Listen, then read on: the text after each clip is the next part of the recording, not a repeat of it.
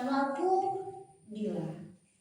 Aku tinggal bersama ibuku yang baik hati, sabar, dan sangat menyayangiku.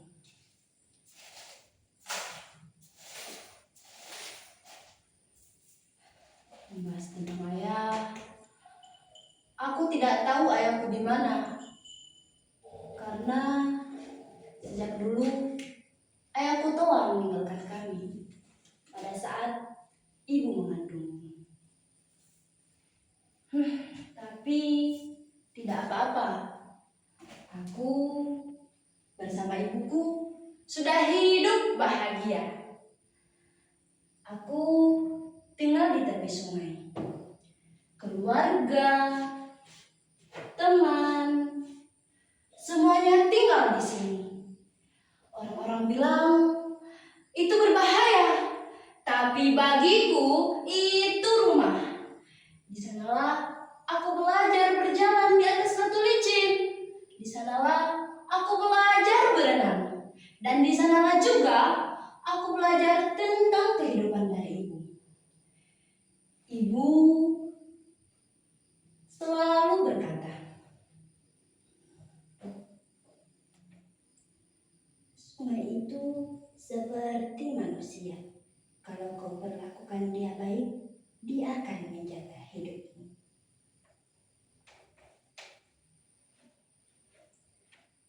Aku percaya karena sungai waktu itu jernih.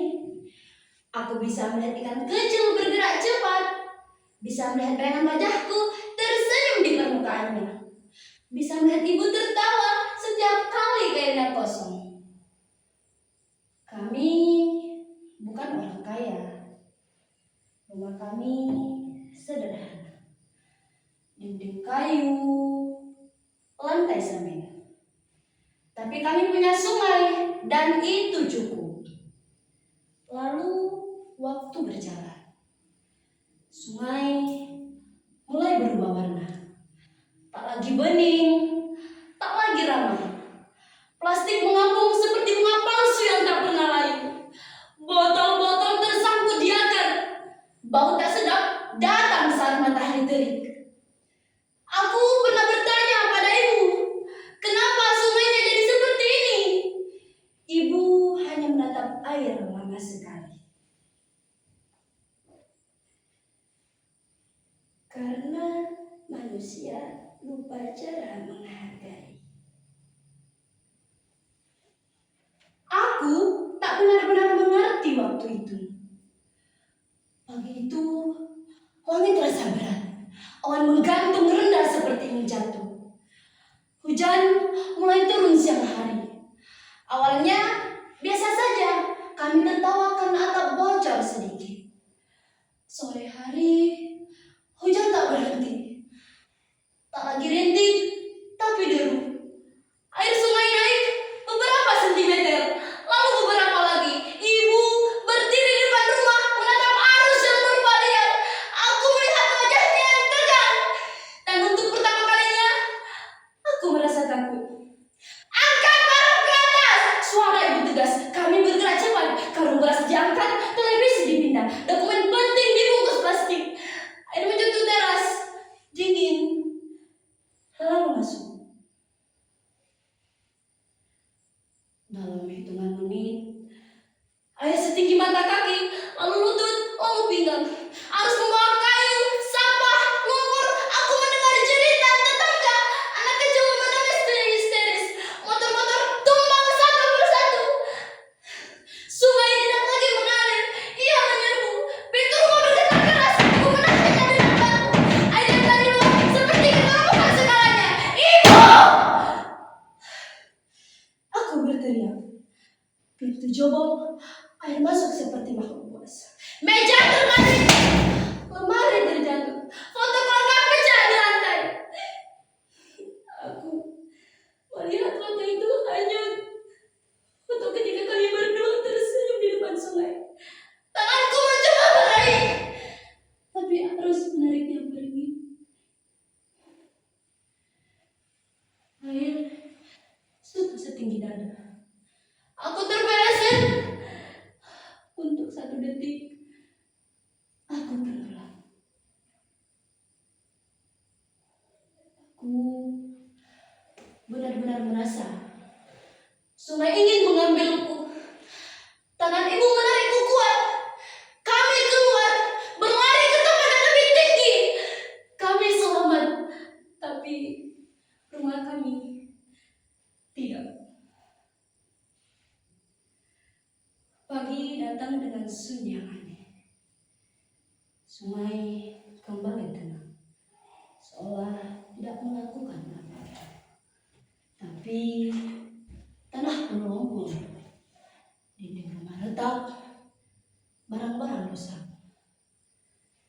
Ibu batuk.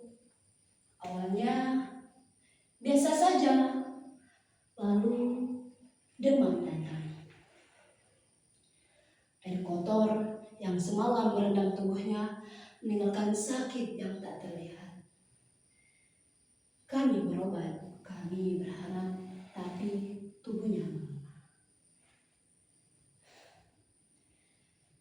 Beberapa bulan kemudian, aku kembali duduk di tepi sungai.